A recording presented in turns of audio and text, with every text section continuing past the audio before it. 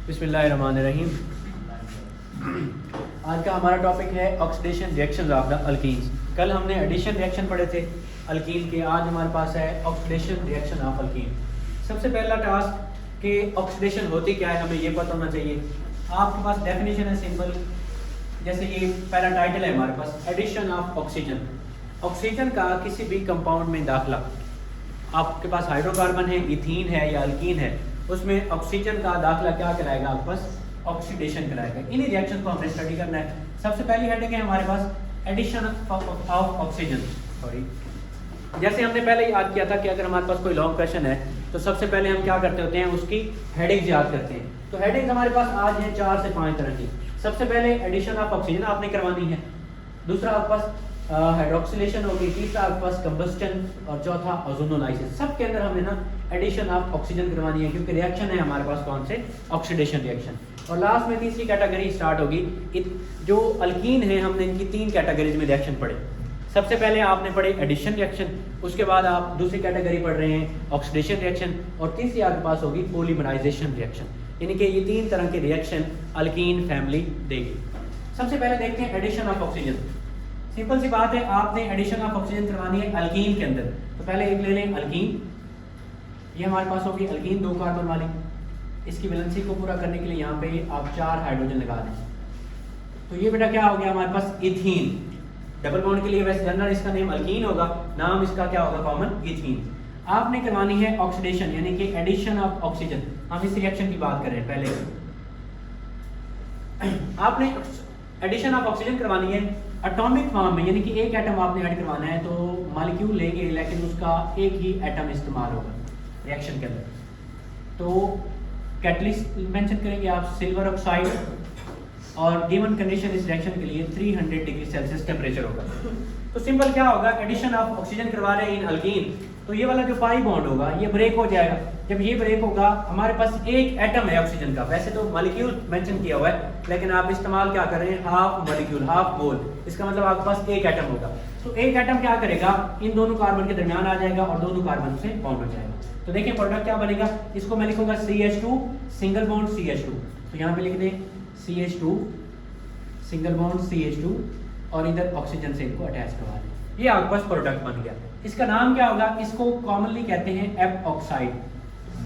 एक तो इसका नाम हो सकता है एपॉक्साइड, दूसरा इसका नाम हो सकता है इथाइलीन एपॉक्साइड। इसको आप लोग इथाइलीन एपॉक्साइड भी कह सकते हैं।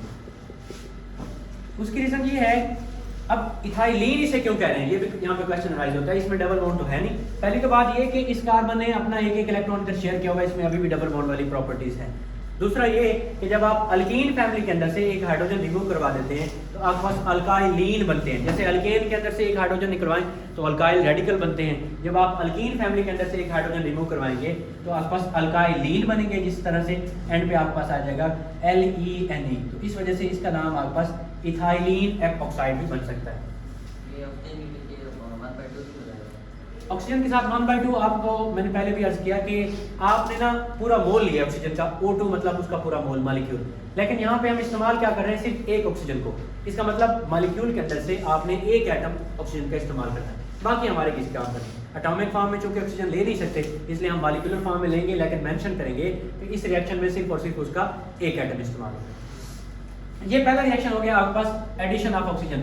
एक और भी इसकी आपके पास रिएक्शन ये हुआ है, अगर आपके पास 2 से ज्यादा कार्बन हो रिएक्टेंट में, फिर क्या करेंगे आप। ये मैं 3 कार्बन बना देता हूँ बुक के मुताबिक। जैसे ये CH2, यहाँ पे डबल बॉन्ड लगा दें, और यहाँ पे CH2। काम वही करना है आपने, ऑक्सीजन लेंगे आप, हाफ मोल इस्तेमाल करेंगे, प्रोडक्ट क्या बनेगा उसको मेंशन कर लेते हैं। अब क्या होगा, पाई बॉन्ड है यहाँ पे, जहाँ पाई बॉन्ड होगा वहीं पे एपॉक्साइड की फॉर्मेशन होगी। ये पाई बॉन्ड ब्रेक हो जाएगा, अगेन एक एटम ऑक्सीजन का इन दोनों को आपस में बॉन्ड करवाना। तो ये बनेगा बेटा CH3, आगे CH2 सिंगल बॉन्ड CH2, और यहाँ पे आप ऑक्सीजन को ऐड करवा दें। तो ये आपके पास एपॉक्साइड भी बन गया, या इसका नाम आपके पास एक और हो सकता है, that is propylene. Propylene epoxide भी इसको आप कह सकते हैं। तो ये हमारे पास प्रोडक्ट होगा जब आप ऑक्सीजन को ऐड करवाएंगे अल्कीन फैमिली के अंदर। ये हमारा पहला रिएक्शन हो गया। नेक्स्ट मूव करते हैं, दूसरा है हाइड्रोक्सिलेशन। ये ना वैसे तो आपने 10th क्लास में भी यही रिएक्शन पढ़ा था, वहाँ पे बैलेंस करना भी एक टफ टास्क रहा होगा आप लोगों के लिए।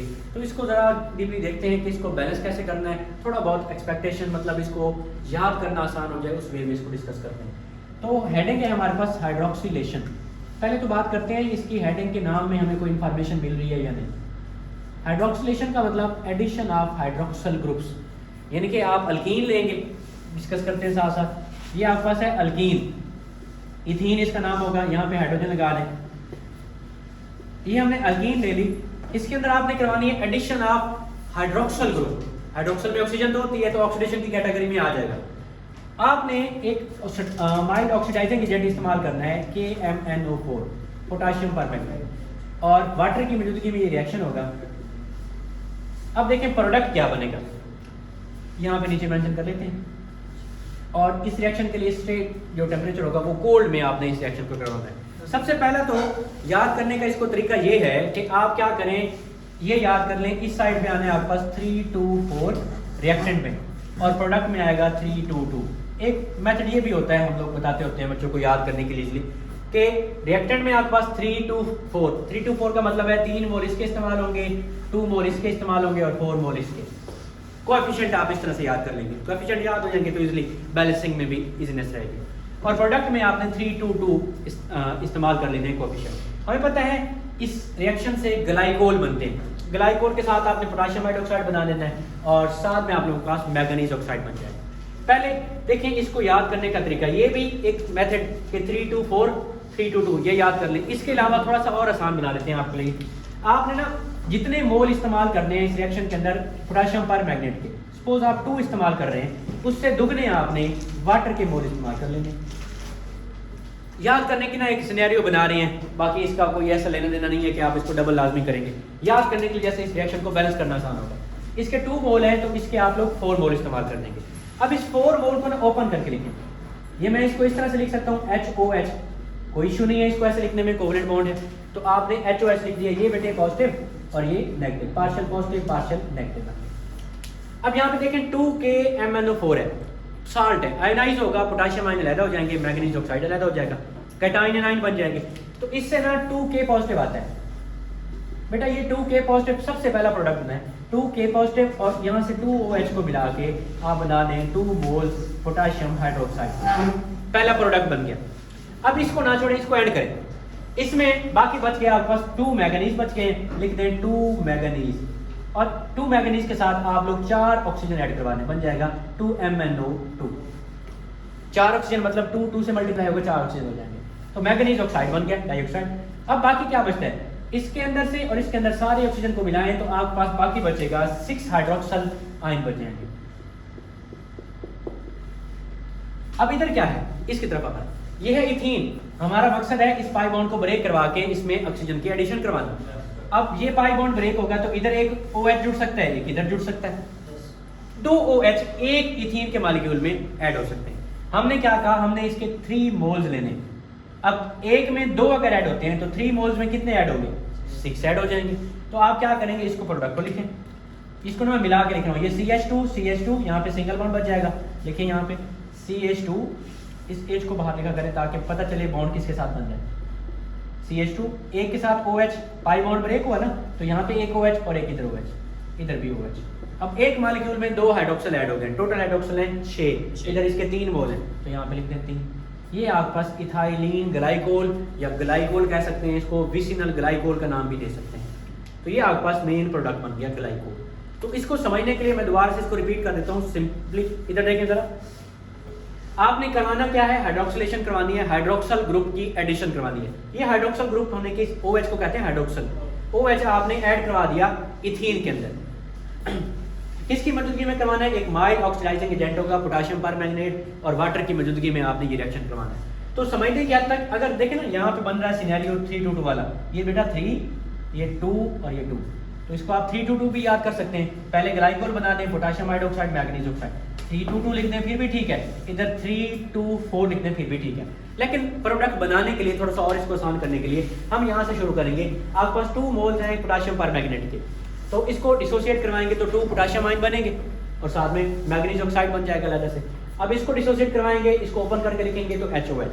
समझने की हद तक इधर से बेटे 2 OH लेने और इधर 2K पॉजिटिव, इनको मिला के बना दें 2 मोल बना दें पोटेशियम हाइड्रोक्साइड के, ये बन गए। साथ में इसी के अंदर से इसको ऐड करना है, इसी के अंदर से 2 मैंगनीज है, 2 मैंगनीज लगा दें। इसके साथ इसी के अंदर से ये टोटल 8 ऑक्सीजन खड़े, 4 ऑक्सीजन इसके साथ मिला दें, बन जाएगा 2MnO2 मैंगनीज डाइऑक्साइड बन जाएगा। बाकी इसके ऑक्सीजन और इस वाटर को मिलाने से ये ना पहले आपस में रिएक्ट करते हैं ये दोनों, इसलिए मैं इनके प्रोडक्ट की बात कर रहा हूँ। जब हाइड्रोक्सिल आयन बन जाते हैं ये रिएक्ट करके ये दोनों चीजें बना देते हैं, बाकी हाइड्रोक्सिल आयन जो बचते हैं वो इसकी तरफ आते हैं, तो 6 हाइड्रोक्सिल आयन बचेंगे। अब इधर आपके पास 3 मोल हैं इथीन के, पाई बॉन्ड ब्रेक करेंगे, हर कार्बन पे एक OH को जोड़ देंगे। अगर 1 मोल की बात करें तो 2 OH जुड़ सकते हैं, 3 मोल है तो आपके पास 6 OH जुड़ जाएंगे। इस तरह से आपके पास ग्लाइकोल की फॉर्मेशन हो जाएगी, विसिनल ग्लाइकोल भी इसे कहते हैं।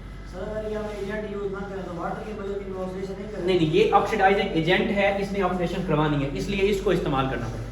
तो ये ऑक्सीडाइजिंग एजेंट की मौजूदगी में ऑक्सीडेशन जी ये कंपल्सरी है। ऑक्सीडाइजिंग एजेंट लाजमी काम करने के वाले एजेंट ना हो तो फिर धंधा हमारा चलता नहीं है, इसलिए हम लोगों ने एजेंट को इस्तेमाल करना है।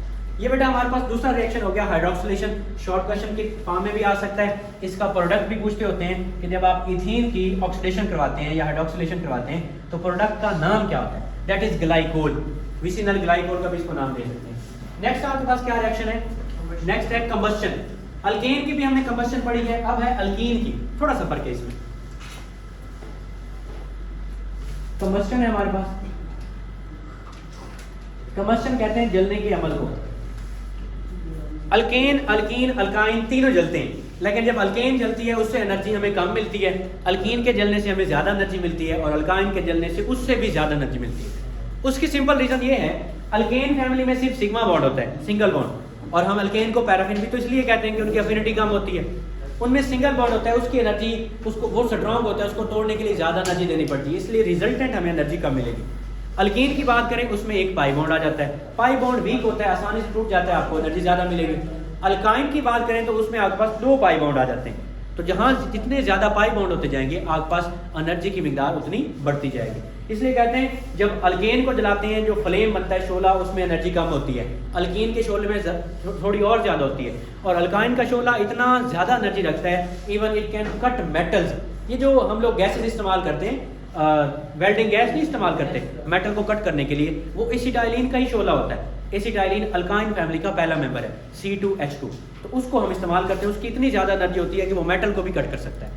हम कंबस्शन की बात कर रहे थे, इसका शोला होगा दरमियाना, यानी कि ना इसकी इतनी ज्यादा एनर्जी होगी कि एसिटाइलिन की तरह हो, ना इतनी कम होगी कि अल्केन की तरह हो।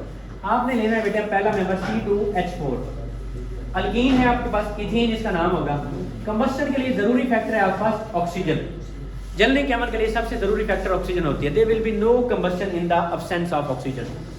तो ऑक्सीजन हमने मेंशन कर दी। कंबस्शन करवाएंगे तो जब मैंने आपको पहले भी बताया था कि जब भी कंप्लीट कंबस्शन करवाते हैं आपके पास 2 मेन प्रोडक्ट बनते हैं, और वो कौन कौन से होते हैं, एक होता है कार्बन डाइऑक्साइड और दूसरे होते हैं वाटर वेपर, और एक जरूरी चीज तो हमें मिलेगी वो होगी हीट। कंबस्शन करवाते हैं इसी मकसद के लिए। अब इस रिएक्शन को हमने करना है बैलेंस, बाकी यहाँ तक रिएक्शन कंप्लीट हो गया। इसके लिए किसी ऑक्सीडाइजिंग एजेंट की जरूरत नहीं होती, बस आपको एक स्पार्क चाहिए होता है जो आप अगर लगा दें तो रिएक्शन स्टार्ट हो जाता है। रिएक्शन को बैलेंस करने के लिए देखें जी, इधर कार्बन 2 है, इधर 1 है, तो यहाँ पे क्या करते हैं 2 लगा दें, कार्बन होके बैलेंस। ऑक्सीजन या हाइड्रोजन को देख लें, ऑक्सीजन इधर है बेटे 4 और ये 5, इधर हमें ऑक्सीजन मिल रहे हैं 2। 5 करने के लिए अब यहाँ पे ऑड नंबर से तो मल्टीप्लाई करने से रहे क्योंकि मॉलिक्यूलर फॉर्म में, आप इसको मल्टीप्लाई 2 से करते हैं तो 4 बनेंगे, इधर 5 है, आप इसको मल्टीप्लाई करते हैं 3 से, इधर 6 ऑक्सीजन बन जाएंगे, और इस साइड पे ये 4 और ये आपके पास 1 5, तो यहाँ पे आप क्या कर दें 2 से मल्टीप्लाई कर दें, ऑक्सीजन भी बैलेंस, हाइड्रोजन 4 है, हाइड्रोजन भी बैलेंस, इस तरह से ये रिएक्शन आपके पास बैलेंस भी हो जाएगा। तो ये आपके पास कंबस्शन हो गई, अल्कीन को जलाया ऑक्सीजन की मौजूदगी में, 2 मेन प्रोडक्ट कार्बन डाइऑक्साइड और वाटर वेपर मिले, साथ में आपको हीट एनर्जी भी मिली। तीसरा रिएक्शन आप लोगों के पास दैट इज कंबस्शन, ये 2 हमारे पास हो गए। Last one is the ozonolysis. Ozonolysis that one is very important short question, please mention, इसको अपनी बुक पे मेंशन कर ले अभी।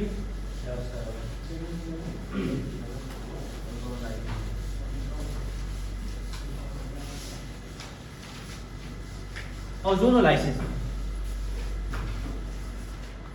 The addition of ozone in the alkene या इथीन कह लें, इसे आप ओजोनोलाइसिस का नाम देंगे।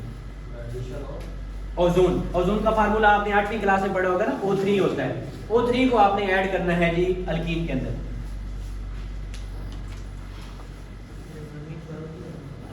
जी जी जमीन के ऊपर ही तो है, इसलिए तो आपको इतनी गर्मी नहीं लगती। अगर ओजोन ना होती तो बहुत ज़्यादा गर्मी लगती है आप लोगों को। ओजोनोलाइसिस की बात करते हैं। ये हमारे पास है अल्कीन,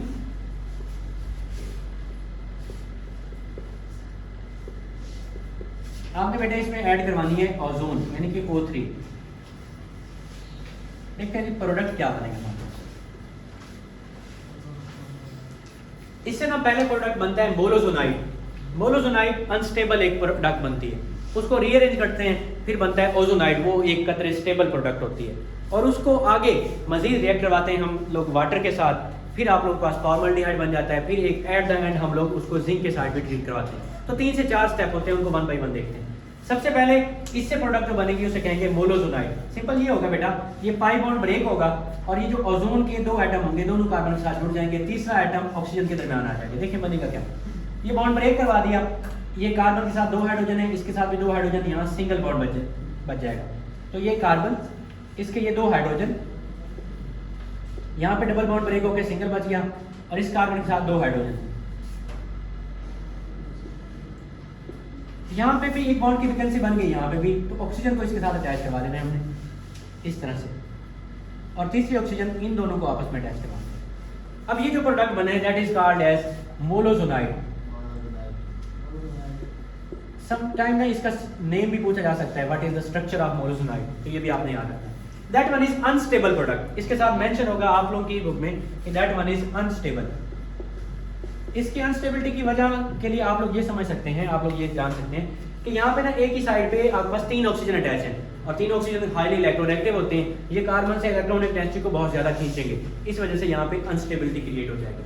अब अनस्टेबल से स्टेबल बनाने के लिए आप इसकी करवाएंगे रीअरेंजमेंट। आप इस डबल हेड एरो के ऊपर मेंशन करेंगे कि यहाँ पे सिर्फ और सिर्फ आपके पास रीअरेंजमेंट हो रही है।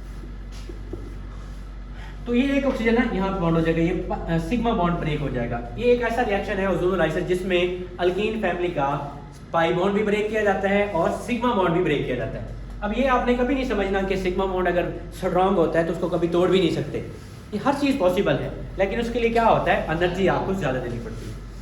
तो यहाँ से देखें, ये आपके पास कार्बन, इसके साथ ये वाली ऑक्सीजन, एक ऑक्सीजन हमने ऊपर अटैच करवा देनी, इस ऑक्सीजन को इसके साथ अटैच करवा दें, फिर ऊपर ये कार्बन बेटा, और बाकी हाइड्रोजन इसके साथ लिखते हैं। यहाँ इसके साथ 2 हाइड्रोजन है और इसके साथ भी आपके पास 2 हाइड्रोजन, और तीसरा ऑक्सीजन इस तरह से आपने अटैच करवा देना। इसका नाम होगा ओजोनॉइड। ओजोनॉइड ये मोलोजोनाइड की निस्बत ज्यादा स्टेबल है क्योंकि इसमें ज्यादा इलेक्ट्रोनेगेटिव एलिमेंट जो है डिस्ट्रीब्यूट होते हैं ऊपर नीचे। अब इसका हम रिएक्शन करवाते हैं हम एंड प्रोडक्ट बनाने के लिए, मैं इधर लिख देता हूँ प्रोडक्ट। इसका हम रिएक्शन करवाते हैं वाटर के साथ। वाटर क्या करेगा, यहाँ से एक ऑक्सीजन को निकाल लेगा तो बन जाएगा आपके पास। देखें ये अगर मैं इसको ना यहाँ से निकालता हूँ तो प्रोडक्ट देखें क्या बनेगा, ये यहाँ से ब्रेक हो जाएगा इस तरह से, तो प्रोडक्ट क्या बनेगा ये देखते हैं। इसको देखें यहाँ से कार्बन, इसके साथ बेटे ये 2 हाइड्रोजन, ये मैंने 2 हाइड्रोजन लिख दिए, इसके साथ ये वाला ऑक्सीजन डबल बॉन्ड बना के इसको ऑक्सीजन को अटैच करवा दें, बाकी तो बॉन्ड ब्रेक हो गया और कुछ भी नहीं है इसके साथ। अब इसको देखें, ये कार्बन कार्बन, इसके साथ ये 2 हाइड्रोजन है, इन दोनों हाइड्रोजन को लिख दिया और ये ऑक्सीजन था, इसको मैंने यहाँ पे लिख दिया। इसका मतलब ये 1 मोल एल्डिहाइड का बना खड़ा है फॉर्मल्डिहाइड का और ये दूसरा मोल, तो आपको इसको लिख सकते हैं 2 मोल्स ऑफ फॉर्मल्डिहाइड। ये बेटे आपके पास एल्डिहाइड है CHO और यहाँ पे H लगा दें तो ये फॉर्मल्डिहाइड बन गया, 2 मोल्स ऑफ फॉर्मल्डिहाइड बन गए। ये ऑक्सीजन वाटर के साथ मिल जाएगी, ये बना देंगे आपके पास हाइड्रोजन पर ऑक्साइड H2O2। अब H2O2 जो है यहाँ पे ऑक्सीडाइजिंग प्रॉपर्टी शो करते हुए इसको तंग करता है फॉर्मल्डिहाइड, यानी कि इसको अनस्टेबल बना देता है। तो इससे छुटकारा पाने के लिए हम इसी रिएक्शन मिक्सचर में जिंक को ऐड कर देते हैं। जिंक रिड्यूसिंग एजेंट का काम करते हुए अपने इलेक्ट्रॉन का लालच देते हुए ऑक्सीजन को यहाँ से निकाल लेगा, आपके पास बन जाएगा जिंक ऑक्साइड। अब ऑक्सीजन इससे निकल गई, बाकी प्रोडक्ट बन जाएगा न्यूट्रल वाटर। अब ये इसको कुछ नहीं कहेगा, इस तरह से 2 मोल्स ऑफ फॉर्मल्डिहाइड हमारे पास बन गए, साथ में वाटर और जिंक ऑक्साइड एंड प्रोडक्ट के तौर पर बन गया। ये बाई प्रोडक्ट है और ये हमारा मेन प्रोडक्ट हो गया। तो सवाल ये भी आ सकता है कि जब आप ओजोनोलाइसिस ऑफ इथीन करवाते हैं तो उसका मेन प्रोडक्ट या एंड प्रोडक्ट क्या होता है, दैट इज फॉर्मल्डिहाइड, और इंटरमीडिएट जो उसके बनते हैं दीज आर मोलोजोनाइड एंड ओजोनाइड। मोलोजोनाइड जो है ये अनस्टेबल होता है, ओजोनाइड कदरे स्टेबल होता है। इसकी ब्रेक डाउन करवा के हम लोग क्या कराते हैं, फॉर्मल्डिहाइड प्रिपेयर करते हैं। तो ये आपके पास ओजोनोलाइसिस वाला रिएक्शन हो गया। नेक्स्ट ये कैटेगरी हमारे पास ऑक्सीडेशन रिएक्शन वाले जो है ना यहाँ पे एंड हो गए। नेक्स्ट हमारे पास है पॉलीमराइजेशन रिएक्शन, ये भी अल्कीन फैमिली में है, तो इसको भी डिस्कस कर लेते हैं।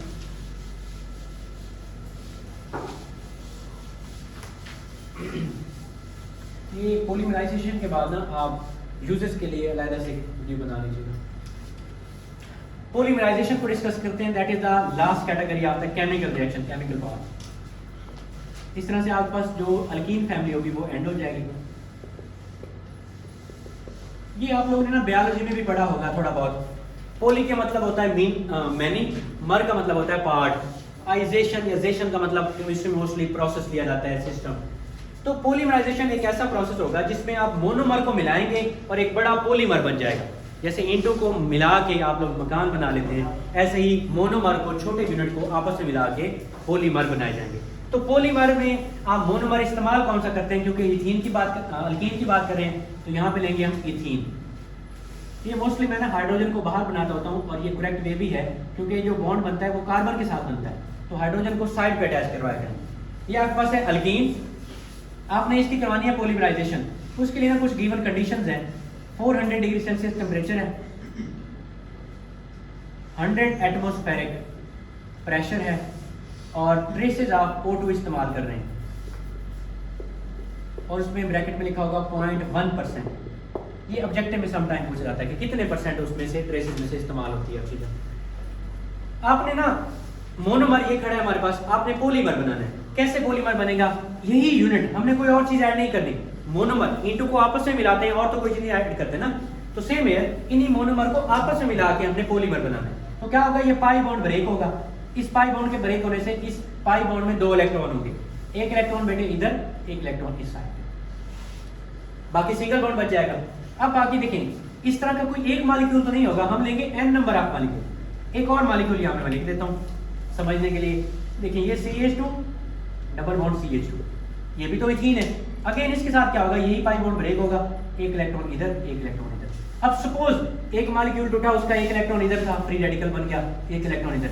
अब दूसरा मॉलिक्यूल इसके आगे आ जाएगा, तो ये एक इलेक्ट्रॉन और ये वाला मिलकर चेन बना देंगे।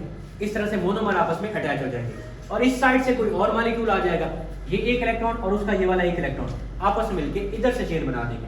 इस तरह से ये चेन आगे चलती जाएगी और मोनोमर आपस में जुड़ते जाएंगे और क्या बनता जाएगा, पॉलीमर बनते जाएंगे। तो इसको शो कैसे करेंगे, आप लोग शो करेंगे, ये हो जाएगा CH2, सिंगल बॉन्ड बच गया CH2, और इधर भी इसका बॉन्ड शो कर देंगे, इधर भी, और इसके ऊपर लगा देंगे इस तरह से ब्रैकेट, और इसके बाहर लिख देंगे इसका n नंबर। n नंबर का मतलब ये है कि जहाँ पे n की वैल्यू जितनी रिएक्टेंट में होगी उतनी वैल्यू प्रोडक्ट में भी होगी। n के अगर आप लोग यहाँ पे 10 नंबर लेते हैं तो इतने नंबर आपको इधर भी लेने पड़ेंगे ताकि रिएक्शन भी बैलेंस रहे। तो हमने क्या किया, मोनोमर को आपस में मिला के पॉलीमर बना दिया। अब आपके पास जो मोनोमर था इसका नाम था इथीन, और ये जो पॉलीमर आपके पास बनेगा इसका नाम होगा पॉलीइथाइलीन, या पॉलीइथीन भी से कह सकते हैं, दोनों नाम। ये जो शॉपर्स वगैरह बैग, शॉपर वाले बने वाले बैग इस्तेमाल करते हैं वो पॉलीथीन के बने होते हैं। इसी तरह से एक और चीज भी आपके पास होती है, CH3। इसके अंदर से ना आप लोग एक हाइड्रोजन निकलवा दें, यहाँ बन जाएगा CH2, इसको कहेंगे विनाइल। अगर यहाँ पे आप Cl लगा दें, इसे कहेंगे विनाइल क्लोराइड। अब अगर आप इसको ना मोनोमर के तौर पे इस्तेमाल करते हैं, जैसे इसके मोनोमर के तौर पे इस्तेमाल किया, अगर इसको मोनोमर के तौर पे इस्तेमाल करते हैं, इसका जो पॉलीमर बनता है उसे कहते हैं PVC, पॉलीविनाइल क्लोराइड। ये जो सैनिटरी में पाइप्स वगैरह प्लास्टिक के बने हुए इस्तेमाल होते हैं वो PVC के बने होते हैं, पॉलीविनाइल क्लोराइड के। वो भी एक पॉलीमर होता है और मोनोमर उसमें विनाइल क्लोराइड को इस्तेमाल किया जाता है। अच्छा, ये बातें हो गई। एक दो और MCQ के लिए बातें हैं कि 2 तरह के ना आप लोग कैटलिस्ट इस्तेमाल करें इस रिएक्शन के लिए। अगर उनको इस्तेमाल करते हैं तो गुड क्वालिटी ऑफ पॉलीथीन आपको मिलती है। एक है आपके पास एल्यूमिनियम टेट्राइथाइल है, ट्राइथाइल या टेट्राइथाइल यहाँ पे मेंशन होगा आपके पास। एक है एल्यूमिनियम ट्राइथाइल और दूसरा आपके पास है टाइटेनियम टेट्राक्लोराइड।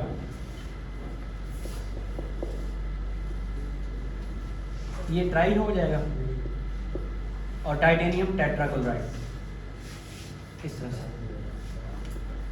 और इन दोनों के मिक्सचर को भी एक नाम देते हैं, इन दोनों के मिक्सचर को भी एक नाम दिया जाता है। वैसे ये इन दोनों को अगर आप इस्तेमाल करें तो गुड क्वालिटी ऑफ पॉलीइथाइलीन आपको ऑब्टेन होती है। और ये दोनों किसके तौर पे काम करेंगे आप लोगों के पास? कैटलिस्ट के तौर पे काम करेंगे। इनको इस्तेमाल कर लें या ये वाली कंडीशन दे लें, पॉलीमराइजेशन हो जाती है, आपके पास पॉलीमर बन जाते हैं। तो ये कैटेगरी हमारे पास क्या हो गई? ये कैटेगरी हमारे पास पॉलीमराइजेशन वाली, यानी कि सी पार्ट हमारा इथीन का केमिकल रिएक्शन का एंड हो गया। आगे हम देखते हैं इनके यूजेस। अच्छा,